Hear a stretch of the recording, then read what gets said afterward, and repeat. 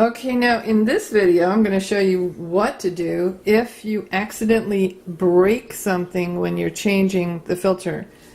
Now what I did was I broke this little piece off. It's a quick connect fitting, and it's not really a big deal because you can buy extra of these things at the hardware store.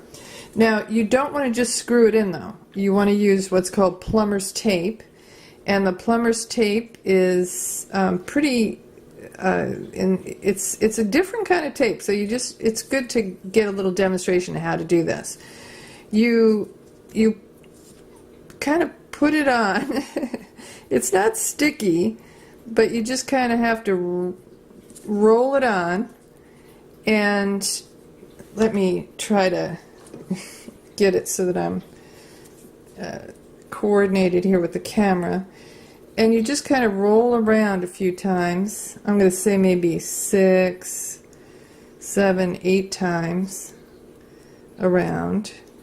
And what this is going to do is it's going to give the, I guess, extra leak proofness to your seal. It'll give it a better seal. Alright, now I think I've gone around enough times. I'll go around a couple more times. It's not an exact science. The only thing, you don't want to put too many layers on or else it'll be too fat to screw in. But it is very thin tape. Now once you're done, you can either get a scissors and cut it, or I just pull it. And then you'll want to smooth out the edges wherever there are edges. And they will just kind of mesh into each other and smooth out. And the reason to do that is when you start screwing it in, you don't want it to unravel any of this tape. Now then, because the tape's on it, it is a little harder to get started on screwing this in. But once you get it started, it should screw in just fine. And then just screw it all the way in until it's flush with the filter.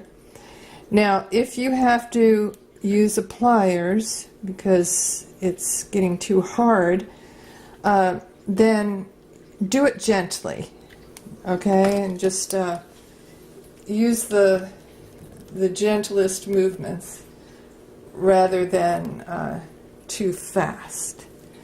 Try to end up where it's facing whichever way you want. I think I really do want this facing up, so I'll leave it there. Now later on, when we're doing leak testing, I will check this seam and make sure it's not leaking. If it is, I have plenty of room. I can tighten that up some more. Okay? And then the next step is just putting this under the sink and then hooking this in on to the other hose, which is open under the sink. Now, what I'll probably end up doing is just hooking it into this longer hose and then keeping it on the counter for a few days, maybe just 2 days, just to make sure it's not leaking, and then testing it. Now I'm not going to want to keep it near the edge of the counter because I do not want to have to repair it again. And if it falls off the counter, it'll break, obviously. So, alright, I'm ready to set this up now for testing it for leaks, and that's the final stage of putting your filter in, other than sticking it under the sink. Make sure you test it for leaks. Okay? Thank you.